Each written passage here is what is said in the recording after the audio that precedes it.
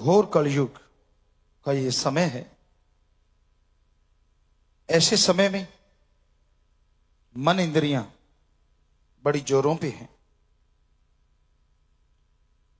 वो इंद्रियां जो आत्मा का साथ देना बनता था, आज मन के अधीन है, मन की गुलाम हो चुकी हैं। देखना है तो बुरे में ज्यादा मजा आता है, सुनना गंदी बातें लोग सुनते हैं, स्पर्श बुरा चाहते हैं, एहसास गंदा चाहते हैं। सो कुल मिला के सब मनो इंद्रियां मन की गुलाम हो गई हैं। वाकई मनो इंद्रियां बन गई। कहां वो आत्मा का साथ देती, कहां अल्लाह वाहिगुरु राम को देखती, उसकी रसना सुनती, उस मालिक के स्पर्श के लिए बेताब रहती, और कहां इस घोर कलयुग में लोग इनमें पड़ के अपने जीवन को बर्बाद कर रहे हैं। इन सब से छुटकारा सुमरन के अलावा और कोई तरीका है ही नहीं। सेवा करो और सुमरन करो।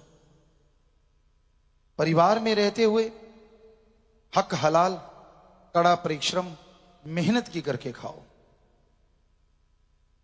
आदमी जब गुरु पीर फकीर के वचन सुनता है, अगर वो मान ले इस जन्म को, तो क्या जन्मों जन्मों का पाप कर्म पल में कट जाए।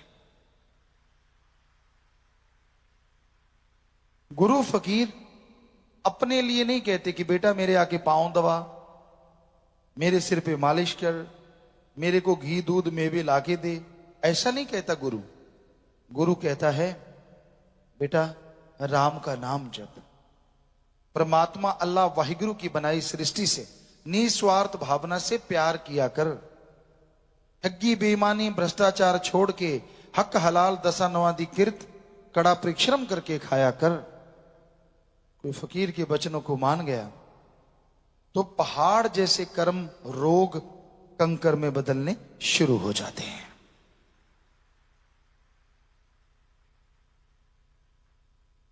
तरुवर फल नहीं खाते हैं, सरोवर पीव न नीर, परमार्थ के कारणे संतन भयो शरीर। तरुवर सरोवर पेड़ पौधे जो होते हैं वो कभी खुद के लिए फल नहीं खाते। आप कहीं देख लीजिए, उनके जो फ्रूट है या तो पक्षियों के काम आता है, या इंसानों के काम आता है, या पशुओं के काम आता है। तरुवर फल नहीं खाते हैं, वो फल नहीं खाता। सरोवर कभी पानी खुद नहीं पीता, वो दूसरों को देता है। उसी तरह संत पीर फकीर इस दुनिया में सबका भला करने आते हैं, सबका फायदा करने आते हैं। कई लापरवाही में मन के अधीन होके उनके वचनों की काट करना शुरू कर देते हैं। संत बहुत देखते हैं ध्यान से कि ये बंदा नहीं मानता, बहुत समझाते हैं, मान जा बेटा, अरे मान जा, कहता खिल्ली उड़ाते रहते हैं।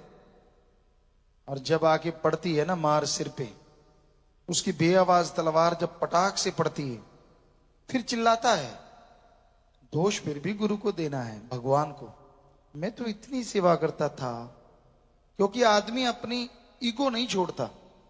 फिर भी नहीं मानेगा कि मैंने गलत कर्म किए हैं, मैंने पीर फकीर की बात को माना नहीं, मैं गलत कर्म करता रहा, फिर भी कहेगा ना। क्योंकि लोगों की निगाह में तो भक्त होता है ना, उनको दिखा, देख लो मैं तो इतनी सेवा करता हूं, मैं तो इतना बड़ा भक्त हूं, फिर भी मुझे ये भोगना पड़ रहा है। हम गारंटी देते हैं साईं मस्ताना जी महाराज के वचन, परम पिता शास्त्राम जी दाता रहबर के वचन, अब भी हमसे जो वचन वो करवा रहे हैं कि भाई सच्चे सौदे का मुरीद, वचनों पे पक्का हो, सेवा सुमन करता हो, पीर फकीर की बात माने, अंदर बाहर कमी नहीं आती, और पहाड़ जैसी बीमारियां कंकर में बदल जाती हैं। 100% गारंटी। कोई भी ऐसी समस्याओं से जूझ रहे हैं तो वो वचन काट करने की वजह से अपने कर्मों का बोझ उठा रहे। वो बद्दुआ नहीं है कि पीर फकीर ने बात कही, परमात्मा के वचन सुनाए। फकीरों की तो बात होती, वचन तो भगवान के होते। तो उसकी बात सुनाई, उसका मतलब अगर आपने मान ली, जो आपके भयानक कर्म आने वाले हैं वो कट जाएंगे। अगर नहीं मानी तो कर्मों को भोगना पड़ेगा, सीधी सी बात। इसमें पीर फकीरों की बद्दुआ या शराफ नहीं होता, वो आप अपने कर्मों का बोझ खुद उठाते हैं। तो पहले क्यों नहीं मानते भाई? संत तो रोज, जो रोजाना यहां मजलिसें सुनते हैं, वो लगभग हमें लगता महीने में 10-15 बार तो सुनते ही होंगे। हम ऐसी चर्चा करते हैं, मान जाओ भाई, छोड़ दो बुरे कर्म, छोड़ दो बुरे कर्म। कईयों को तो ये हो जाते हैं, पिताजी रोज ही क्यों बोलते हैं? क्योंकि ज्यादातर लोग ढीठ हुए बैठे हैं, रोज सुनते हैं, इधर से सुना, इधर से नहीं, इधर से वापस कर देते हैं, अंदर तो जाने ही नहीं देते। यहां से सुना, यहीं से फूक मार देते, चल बाहर। इसलिए वो बातें बार बार कहते हैं कि इनको अंदर ले जाओ, अंदर बसा लो, ताकि आपके भयानक पाप कर्म आपको भोगने ना पड़े। सेवा करो, तन मन धन से दीन दुखियों की मदद करो, सुमरन करो, ताकि वो कर्म करते जाएं और मालिक की खुशियों के अधिकारी आप बनते जाएं। तो संत तो वचन करते हैं, कई नहीं मानते, बुरे कर्म करते रहते हैं। नए युग की बात करें, नए युग आधुनिक, बड़ी सुविधाएं हैं।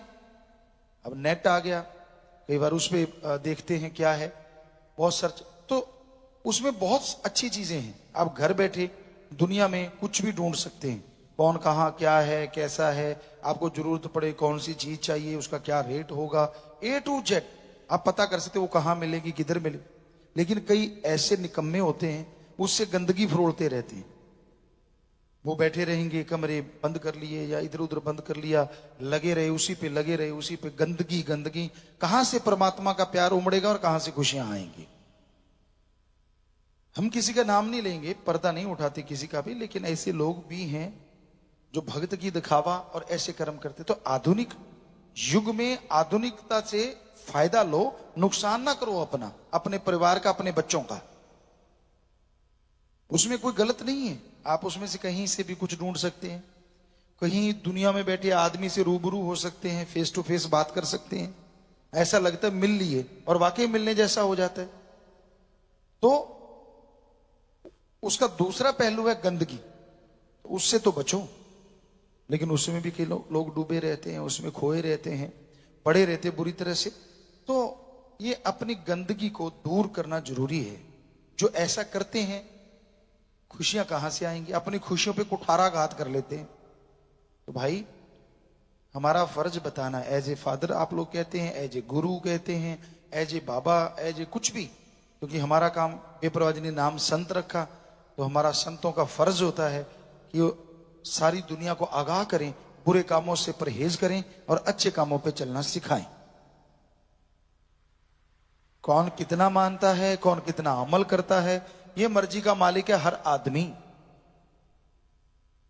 तो दुख जब आते हैं फिर तब ना तिल मिलाया करो, तब तो फिर दोष सारा गुरु को, सारा दोष भगवान को, अपने कर्म तो याद ही नहीं रहते। सच सच बताइए, कभी आपने किसी को देखा है ये कहते हुए, यार मैं चाहे सेवा करता था, नाम जपता था, पर बुरे कर्म भी बराबरी करता था, इस वजह से मैं दुखी हूं? ना ना ना ना ना, ईगो का घेर अड़ा हुआ है। यही कहेंगे ना यार, मैं तो देखो, सारे कहेंगे यार तू तो बहुत सेवा करता था, तू तो बड़ा भागता दौड़ता था। आगे से पता क्या कहते, देख लो मेरे साथ क्या हुआ।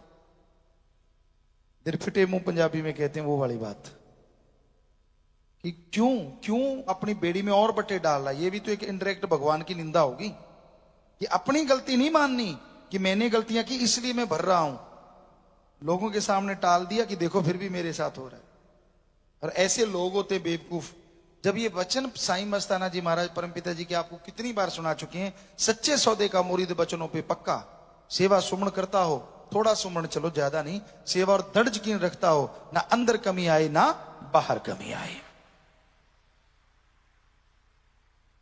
कई चतुर चालाक होते हैं, वो हमसे पूछते हैं, जैसे हम आपको समझाते हैं वो हमें समझाते हैं, पिताजी देख लो मेरी कोई गलती तो नहीं।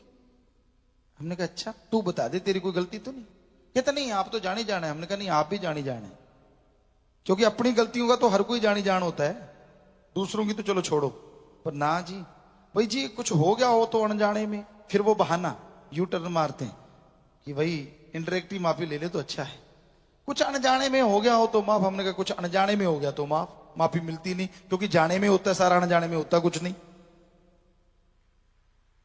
तो तू, वो कहते ना, तू पात पात में डाल डाल, तू डाल डाल में पात पात। तो बेपरवाह जी, तो भगवान तो हर जगह हर किसी को देख रहा है, लोग उसको भी बुद्धू बनाने चलते हैं।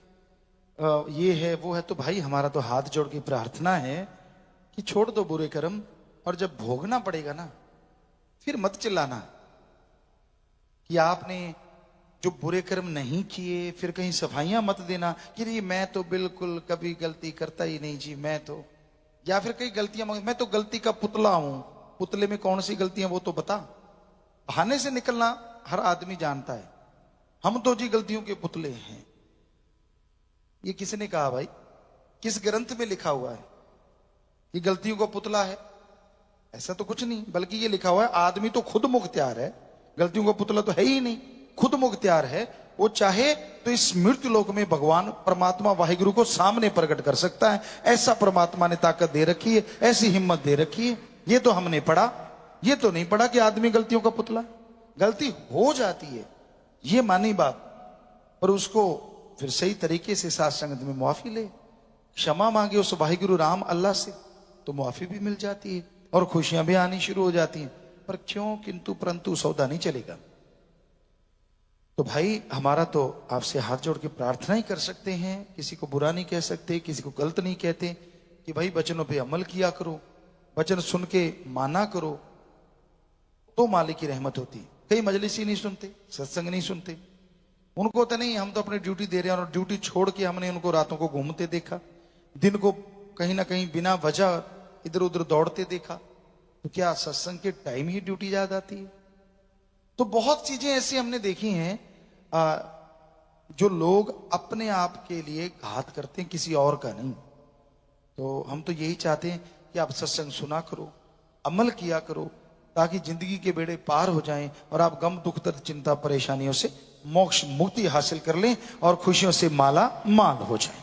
और हमारा यहाँ बताने का ना तो किसी का दिल दुखाना, ना किसी को गलत बोलना, हमारा फर्ज लोगों को जगाना है कि आप सो रहे हैं, अब तो जाग जाओ, कभी भी जाग जाओ।